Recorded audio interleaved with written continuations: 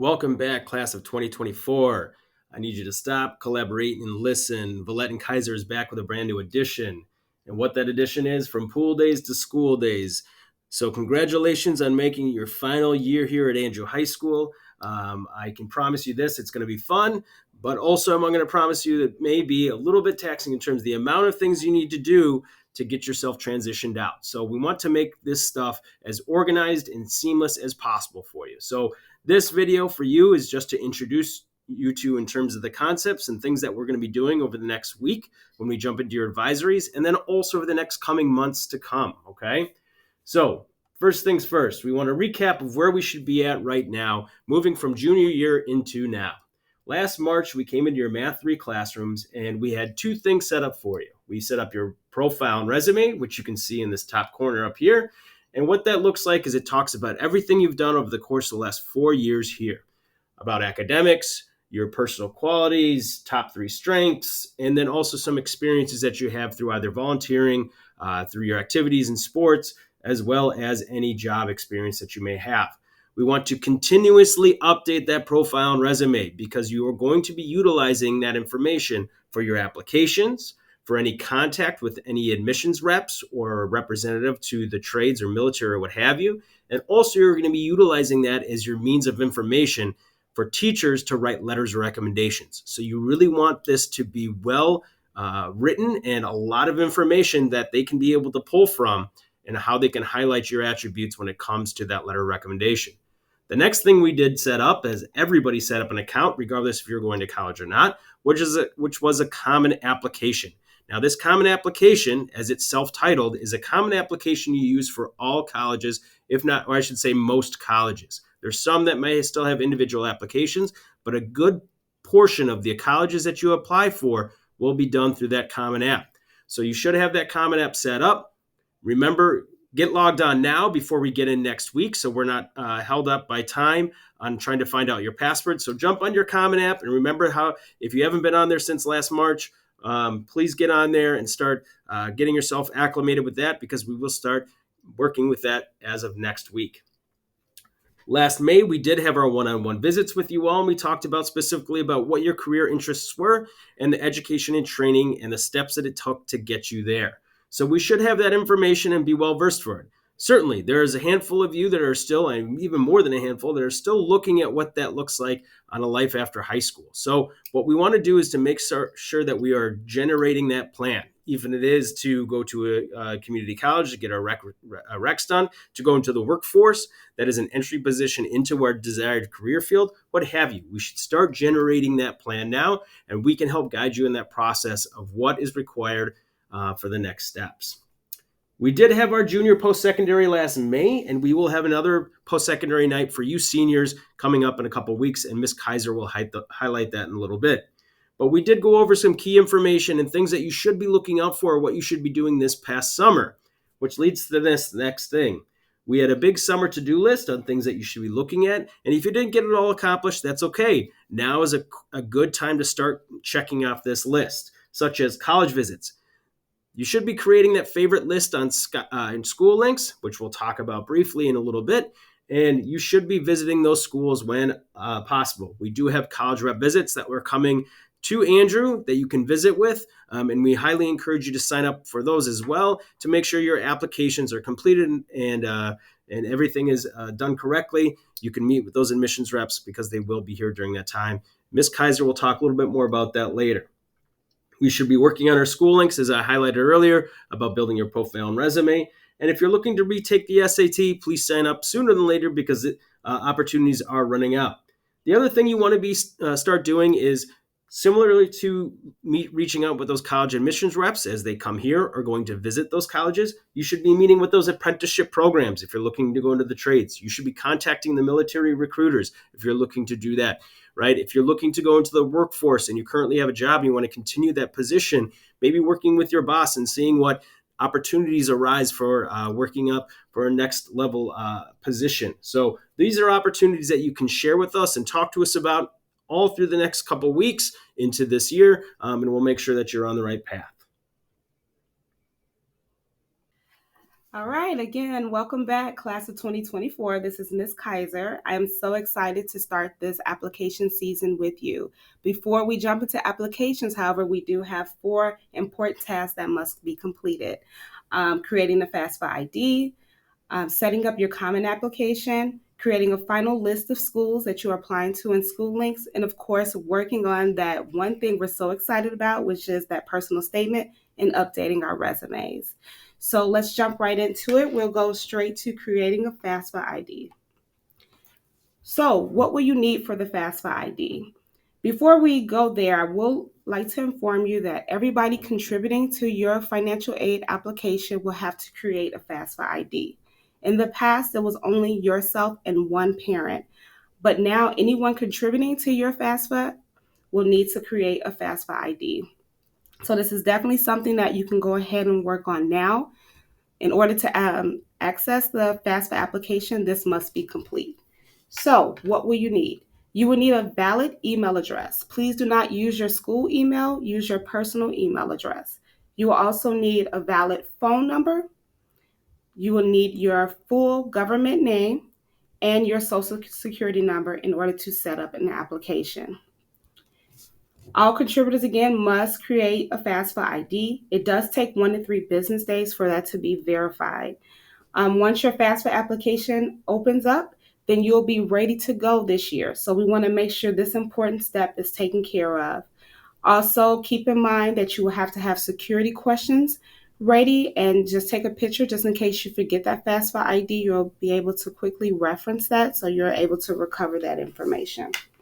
Again, this information could be found on studentaid.gov. You'll click on Create a FAFSA ID and then you can start the process.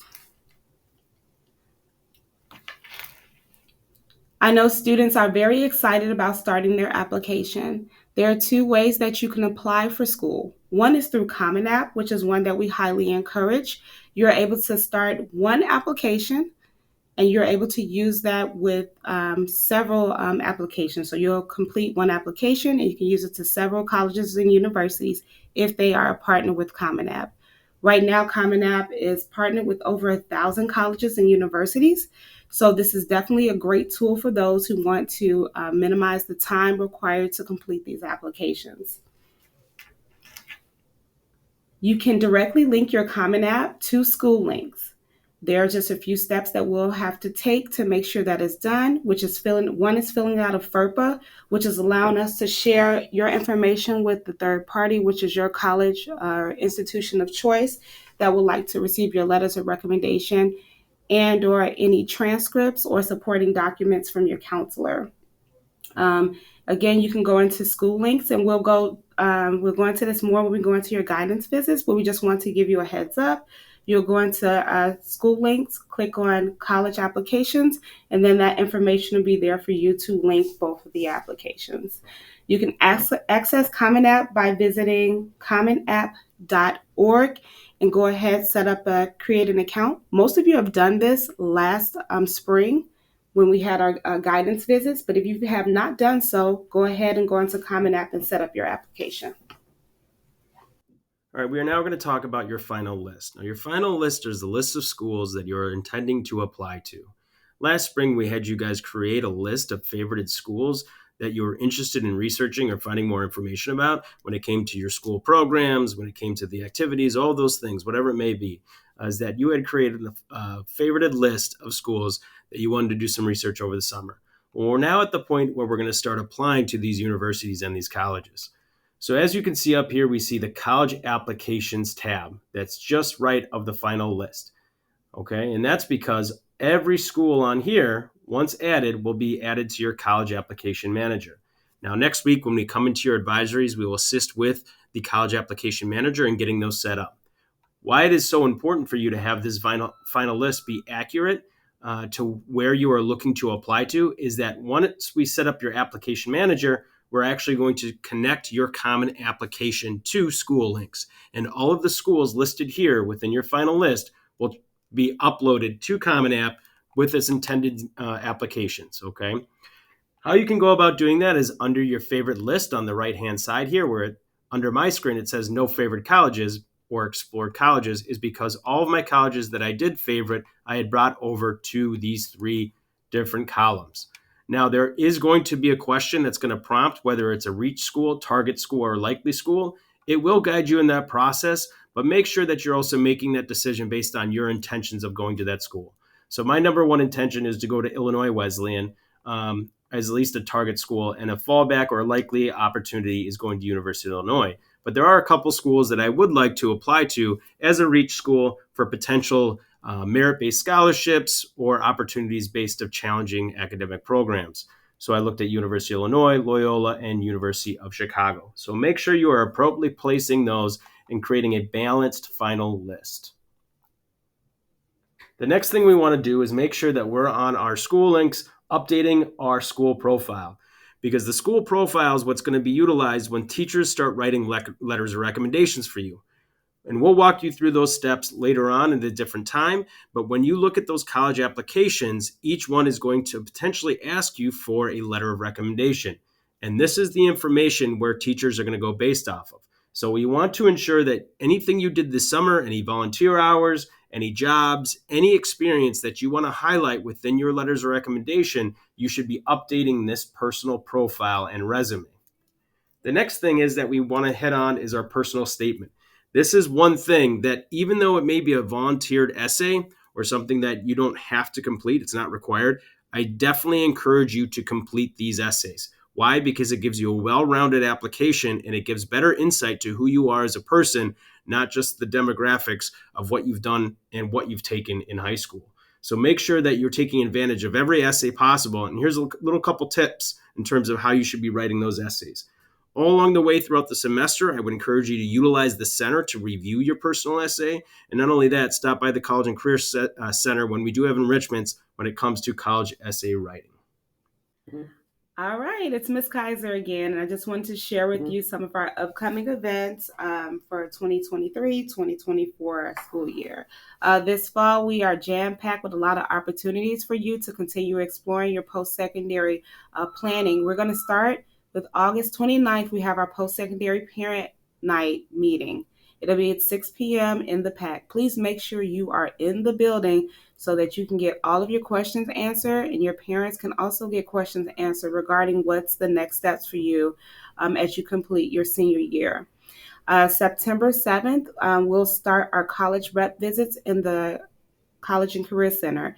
As always, you need to sign up for these events in school links. So if you see a college or university that you're thinking about attending, or you just want to explore some more, please take advantage of these opportunities. We'll have the college rep visits links listed in your Google Classroom. You can also go into school links and select upcoming events, and you'll see all the colleges that have decided to come and grace you with their presence. So we're super excited about that. This year, I have also launched mini college fairs. So we have our first mini college fair will be September 19th in Maine South. We'll have between 10 and 12 colleges coming, and we will have a fair style event for you to ask them and explore different opportunities at their universities, whether it's about college life, financial aid, or simply the application process. So please be on the lookout for that information. These fairs will be happening during your lunch hours, so allow all students to attend without missing classes. The following day, September 20th, we'll have our first trade expo here. And for our students that are looking to explore different careers and trade opportunities, please make sure you take advantage of this as well. For those students who are graduating early, congratulations. We're so excited for you. We are going to have a meeting October 6th. It'll be our early grad meeting. It'll be during second hour. So please make sure that you are on the lookout for that information. We have so many things lined up for you. We just want to make sure that you're taking every opportunity to explore these options. This information will be in your Google Classroom. We'll have it over announcements and on the TV screens for you as well. At the conclusion of this meeting, we would like for you to take your post-secondary planning survey. Take opportunity to fill this information out. Your advisory teacher will have the link for you. We are very excited to see what you have planned for your post-secondary planning and how we can best support you this year. Any questions, please feel free to see your counselor or just drop into the College and Career Center so that we can explore those. We'll see you all next week. Have a good day.